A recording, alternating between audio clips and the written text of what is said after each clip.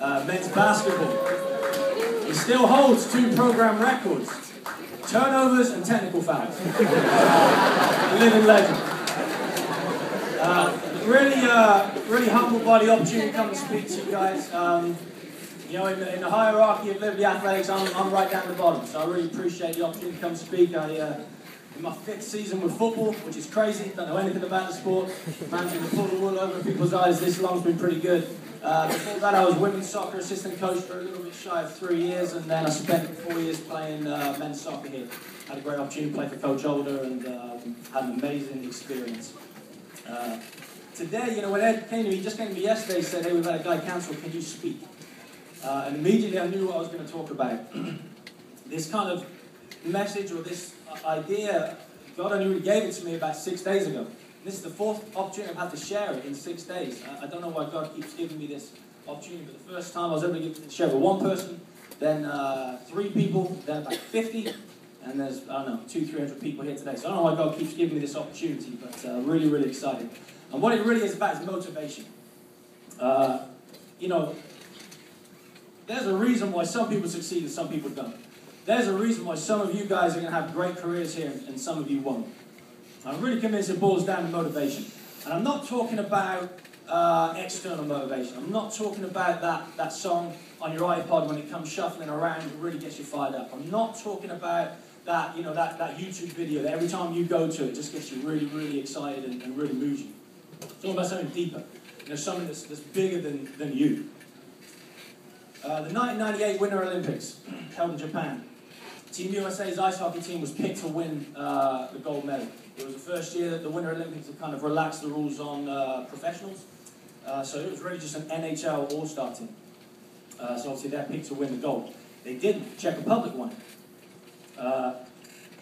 Czech Republic played the USA in the quarterfinals.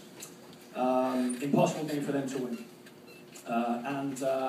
Referee comes along, bangs on the door. Ice time. Just before the team goes out, their captain's a guy called Jaromir Jagr. He wears number 68. And he stands up to give this really rousing speech to his team. The reason he wears number 68 is in 1968, the Czechoslovakia, as it was then, was invaded by Russia. Czechoslovakia were trying to go from a communist government to more of a democracy like we have here. Obviously, the Russians didn't like that. You know, hundreds of Czechoslovakians died in this occupation. But Czechoslovakia prevailed, went on to become the Czech Republic as we know them now. So Jaromir Jagr stands up and he says, "I dedicate this game to my grandfather who died in the occupation and anybody who struggled against the Russians to provide me my freedom." I'm sure he elaborated, but you can imagine being in that locker room. He's pounding himself on the chest. You know, everybody will have been touched by that. Everybody will have known about that occupation and will, in some way, shape or form, their family will have been affected by that. So they went out and they beat the USA 4-1. USA had no chance in that game. You have no chance against that kind of motivation, whether it's one person or a team full of them. Let's talk about something a little bit more modern. Alabama LSU last year, national championship football game. Okay. Alabama dedicated that national championship game to the people of Tuscaloosa who had died in the tornadoes. In fact, the kicker on that team, his girlfriend died in those tornadoes.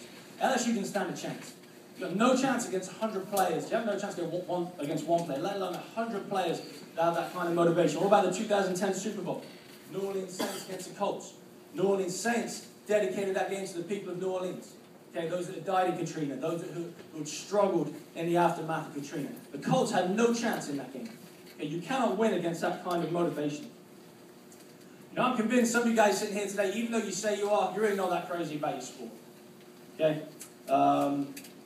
And really, what you guys are waiting for is you're waiting for your sport, or really for your coach, to come around and provide you with that moment, that springboard moment, that's going to kind of change this for you, okay? Well, and really what I'm saying is you're waiting for your sport to provide you meaning. That's messed up. You've got that backwards, okay? You've got to go out and bring meaning to your sport. I'll give you a little story about my grandmother. Several years ago now, I got a phone call from my dad. He was crying on the phone, and my dad don't cry a lot, so he knew something, and he said, your grandmother's been diagnosed with leukemia. Pretty rare form, you know, only really elderly people get it. Very aggressive. She's got a week to live. So I'm like, okay, you know, that's that's bad news. So I decided I'd go over and visit her, so I head over to her house. I'm kind of preparing myself, you know, for what I'm going to see. I'm figuring she's going to be in bed and feeling sorry for herself and all those different things. And anyway, I get there, find her in the garden singing.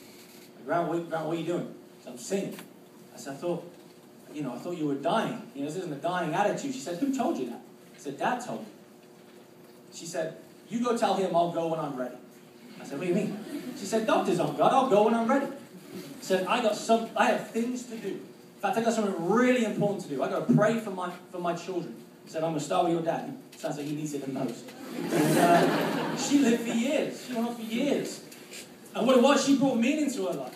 Okay, for her, I got to pray for my children. That's what gave her meaning. It wasn't enough just say, I want to live. Okay, that's not enough. She had to really, really, truly bring meaning to it. And I'm convinced people don't achieve their goals. Because their goals really don't mean enough to them. And that's really what I'm trying to get. Goals aren't enough. Okay? Goals on their own just aren't enough. Okay, I'll make you a promise. One day, I will win a national championship in soccer as a head coach. One day. Make that promise to you right now. But that's not what gets me out of bed in the morning. It's just a goal. Okay? Really, the question is why? You know, why do you need to achieve your goals? You know, what is your 68? What's your Katrina? What's your tornado? Okay? Has to be something internal. It's got to be bigger than you.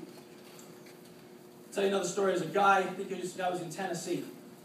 Pretty heavy guy. Always wanted to lose weight. Always wanted to lose weight. He'd done this diet, that diet, taken this pill, taken that pill, gone to the gym, lost 5 pounds here, 15 pounds there. Typically would just put it all straight back on. Couldn't get it done.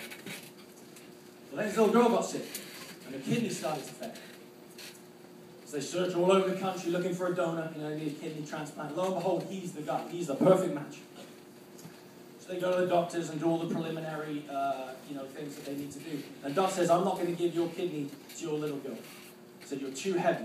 You won't survive the operation. You know, I'm not going to kill you to save her. Morally, that's not okay. I'm not going to take your kidney until you lose weight. In 6 months, this guy lost 101 pounds. Guy that couldn't lose weight his whole life. His motivation changed. Now it's not, hey, I'd like to lose some weight so I can look good on the beach or, look like Kevin Farg in my bathing suit. I would all love that. But now it was, hey, I've got to lose weight so my little girl doesn't die. Okay, his motivation changed, something bigger than him. You know, people don't work real hard today because they can't find a reason to. You know, our parents did, we were it. We were the reason. People give up easily today. You know why? Can't find a reason to keep going. In Liberty Athletics, I think we have a lot of paper lines. Define a paper line to a person, a group, a thing, or a nation that has the appearance of strength, has the appearance of power. It's actually weak or ineffectual. You know, our men's teams are full of it. Okay, we've all got that teammate that's like, oh man, I could have played in such and such a place. I was recruited by these guys, could have gone there if I wanted to. And then they're not even getting it done for us. Sitting on a bench for us. Or average for us. I like music. I like the Counting Crows. And years ago they had this song called Around Here, and they have a lyric in the song I often think about when I meet those guys. Because around here we talk like lions, but we sacrifice like lambs. Think about that all the time. What are you going to do? What are you doing to not be a paper line? You can't just say, you've got to go out and do it. People succeed because they decide there's nowhere to fall. Okay, you've got to remind yourself daily of your Katrina, daily of your tornado. Why do you need to go to practice today when you're sore? Okay, why do you need to go to practice today when you haven't started the last game? Why do you got to go to weights when you haven't even traveled to the last 2 games? Okay, why do you need to get over that injury and come back even stronger? 2 Timothy verse 7 says, for God did not give us a spirit of timidity, but a spirit of power. Okay, take him at his word. Take him at his word. Find out where your 68 is. Unlock that power that's in you. I promise you, you'll be unstoppable. Okay, as an individual, if you can do that, you'll be unstoppable. If we can start getting teams full of that, Jeff's going to have to start building bigger stadiums and buying bigger trophy cabinets. We'll be unstoppable. People around the country will start figuring out who Liberty Athletics is real quick. Thanks for the opportunity. Go Flames. Thank you.